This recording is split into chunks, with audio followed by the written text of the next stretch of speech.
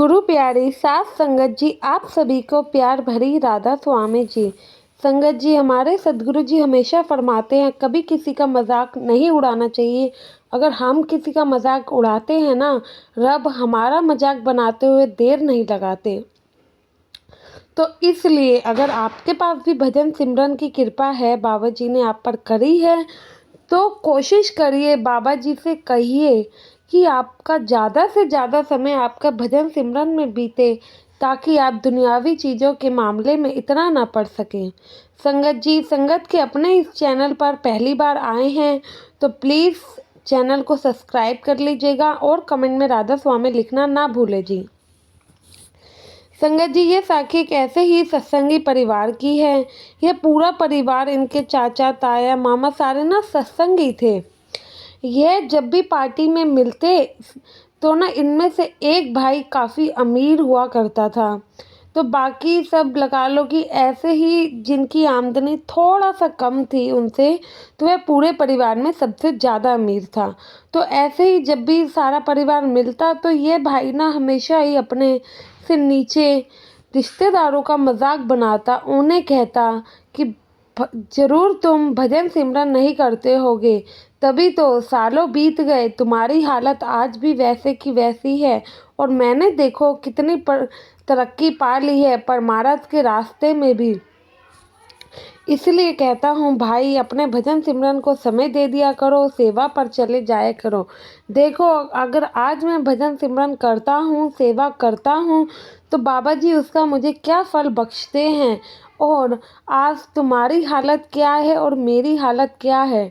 ऐसे करके वह उनको नीचा दिखाने की कोशिश करता है, जिनकी वजह से उनके रिश्तेदारों का पूरा मूड खराब हो जाता था।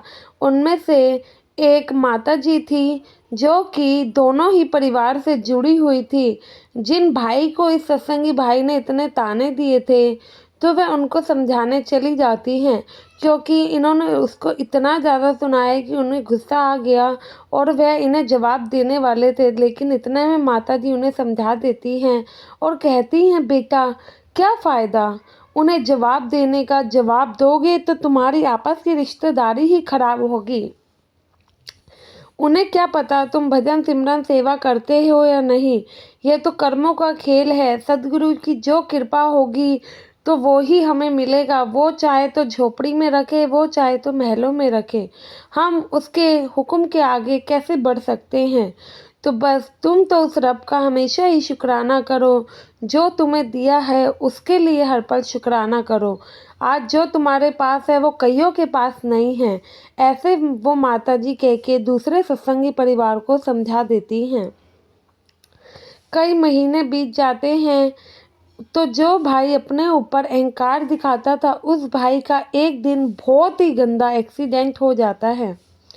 एक्सीडेंट में डॉक्टर जवाब दे देते हैं, कह देते हैं कि भाई यह भाई अब नहीं चल सकता, और अब इसकी सेहत को थोड़ा बहुत अगर आपको ठीक करना है तो इनको नॉन वेज का सेवन करना पड़ेगा, यानी कि अंडे, मांस, मच्छी खाना, ये सब इनको करना पड़ेगा, जिससे कि इनकी शरीर की रिकवरी जल्दी हो सके।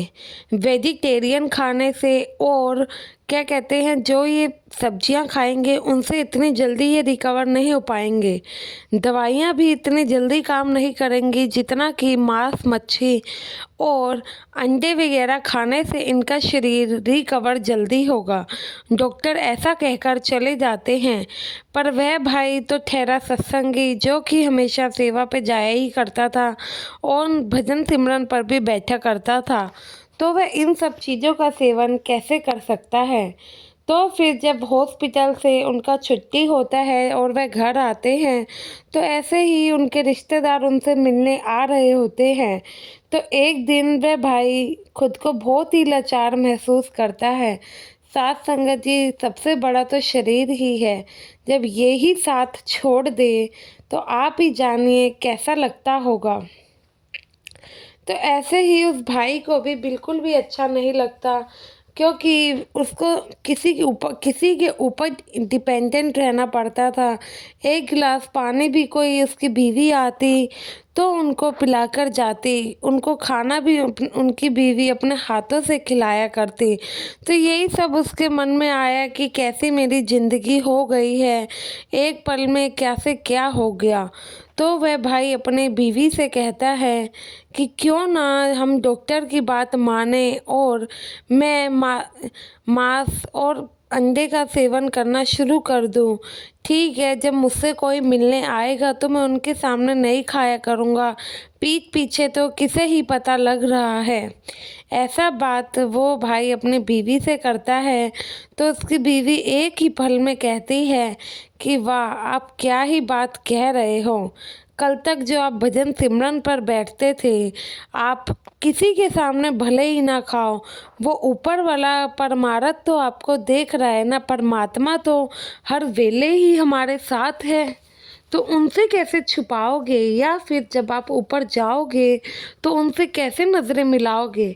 आप तो बस अपने ही फ़ायदे की बात सोच रहे हैं कि आप जल्दी ठीक हो जाएं, तो इस वजह से आप इस चीज़ का सेवन करना शुरू कर दें। कभी आपने उस गुरु के आगे हाथ जोड़े।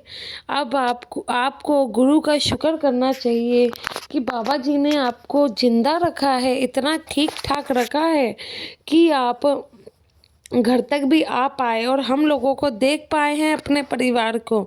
आप उनका शुक्रिया अदा करो और हर वेले उन्हीं से अरदास करो, जो करना है उन्हें करना है।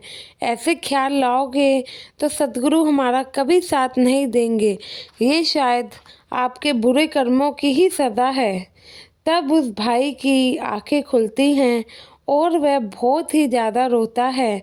और साथ संगत जी, आप यकीन नहीं मानेंगे, जिनको वह बुरा भला बोलता था, फिर वह अपनी बीवी से उन लोगों को फ़ोन करवाकर उन्हें घर बुलाता है और हाथ जोड़ के माफ़ी मांगता है।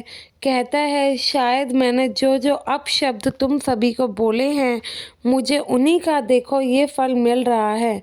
मैं दिल से क्षमा मांगता हूँ, मुझे नहीं पता था जो बाबा जी ने मुझे दात बख्शी हुई थी, कब मेरे को उन सब चीज़ों का घमंड आ गया। मैं ये चीज़ नहीं जानता हूँ, इसलिए मैं माफ़ी चाहता हूँ। आज मुझे समझ आया कि कुछ हमारा नहीं है, कुछ हमारे साथ नहीं जाना है, इसलिए कृपया मुझे माफ़ कर दो। क्या पता मेरे थोड़े कर्म ऐसे ही कट जाएं, क्योंकि बाबा जी का तो मैं गुनहगार हूँ ही, उनसे ज़्यादा गुनहगार मैं आपका हूँ, जो हर समय आपको ताने मारता रहता था। साथ संगत जी, हम सत्संगी लोग कहाँ इतना किसी से नाराज़ रहने वाले। उनके परिवार वाले भी उन्हें माफ़ करते हैं।